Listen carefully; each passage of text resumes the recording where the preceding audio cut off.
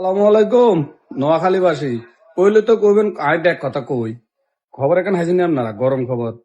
আমাদের নোয়াখালীর যতগুলো শিল্পপতি আছে প্রত্যেকেই ডিসিশন নিচ্ছে আমাদের নোয়াখালীর অভ্যন্তরে প্রত্যেকে একটা করে শিল্প প্রতিষ্ঠান গড়ে তুলবে।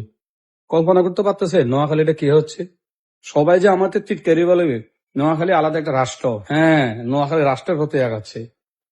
আমাদের 11 জন শিল্পপতি বাংলাদেশের শ্রেষ্ঠ, টোটাল 23 জন, 23টা গ্রুপ অফ কোম্পানি নোয়াখালী বাড়ি, ছোট বড় মিলে।